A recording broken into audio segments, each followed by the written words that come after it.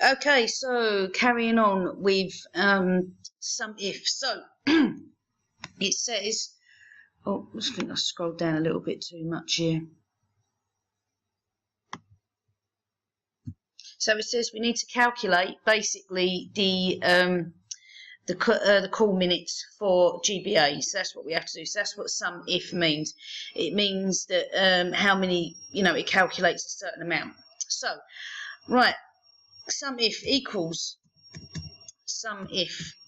Now, when it's, don't be thrown by words like relative and absolute cell referencing, because you would include those anyway, because obviously you don't want it to move off this area here. So basically, some if means we select. So we select B11.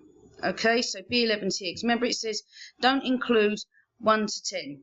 So we select all of B11, which is here, and these are all the names. Oh, sorry, my mouse is extraordinarily sensitive. Barely have to make a move, and it just does something totally different. There we go. Right. Okay. Now, then we need to select GBA, which is in B2. So that we do select. Oh. Right. Sorry, this is going to take even longer, isn't it? Okay. Right.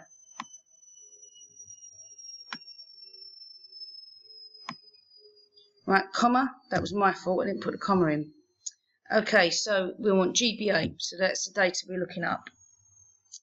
Now, we selected the code, we selected the columns. Now we need to select the duration of the call. So it says in cell C2, use the function at both absolute and relative. So this is the absolute, because we don't want it to move off this. Okay, not ever. So I'm going to put the absolute cell reference in for this. Now most keyboards, I think you can push F. I think it's F4 to do the absolute cell referencing quickly, but my keyboard doesn't do that. Right, so comma. Next.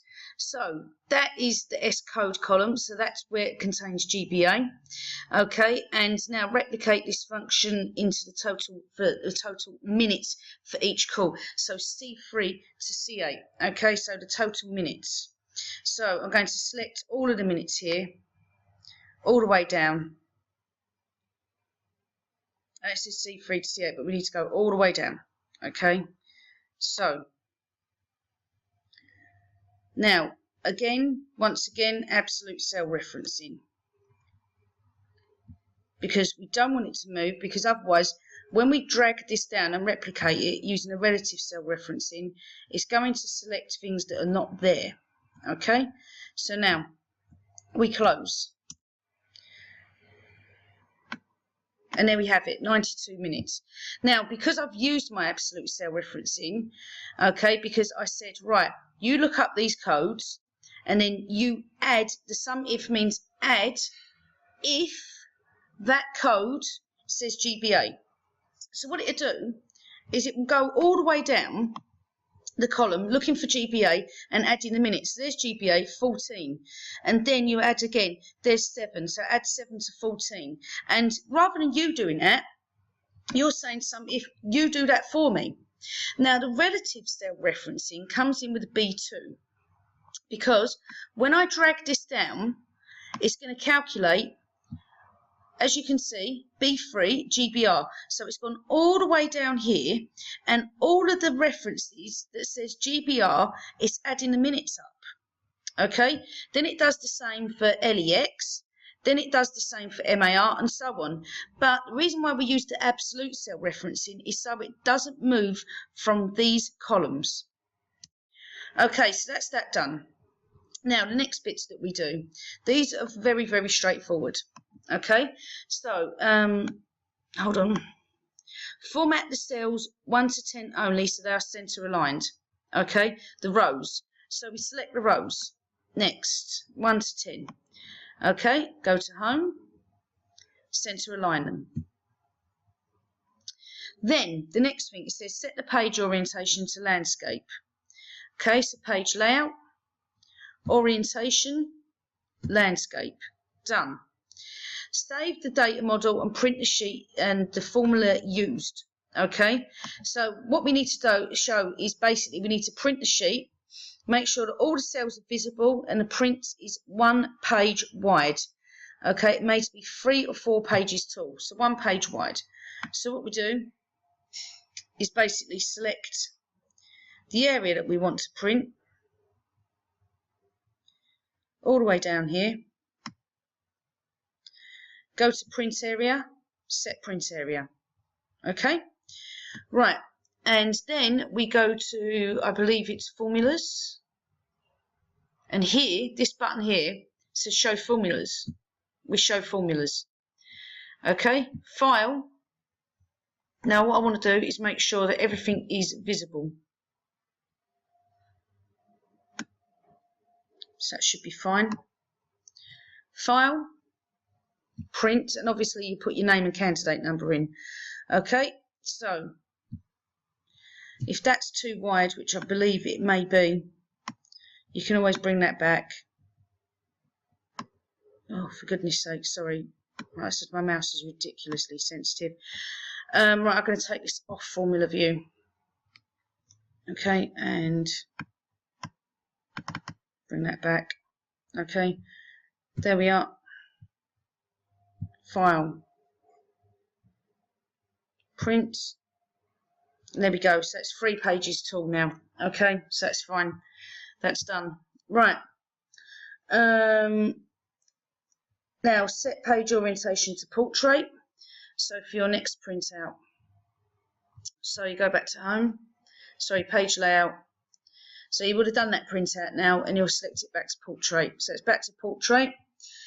And it says showing the values, so that means we take it off formula view. So we go to formula, remove that, and it says showing all the values, and it must be 1 page, okay, and 2 pages tall. So when we go to print, that should be fine. There we go, 2 pages tall, not a problem. Next. Okay, so interrogate the data to find where the cell's length is long. Okay, now this is very, very easy. Is all you do is put in filters. So select here where it says length, go to home. Let me put this on here. Okay, sorry, I just got to find the filters.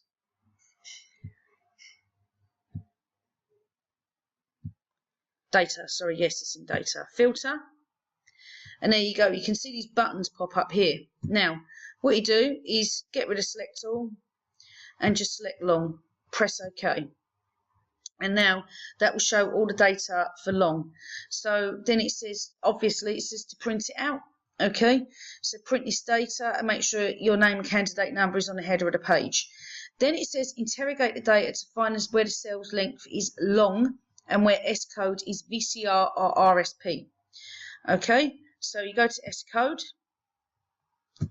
then you just select VCR, RSP, press OK, and that's what you print. Okay, so that's done. When you want the filters off, you can see the little arrows there. Okay, well, you probably won't need to, but you print the data and that's it done. Now, on this exam paper, you're going to have to take out your printer. Your printout of your, this is after the examination time, and you've got to highlight your HTML, but I did print all these, show all these things to you and show you what to do, okay, before. So that's the end of paper 3. As I said, keep practicing these. I'm going to continue to upload as many videos as I can.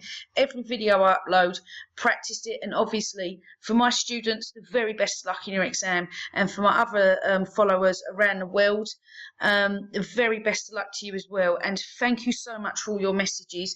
I really do appreciate them, okay, because it is quite hard doing these videos and uploading them and spending such a long time looking at the computer screen, and I really am very appreciative of your comments. The very best of luck to you all. You're all wonderful.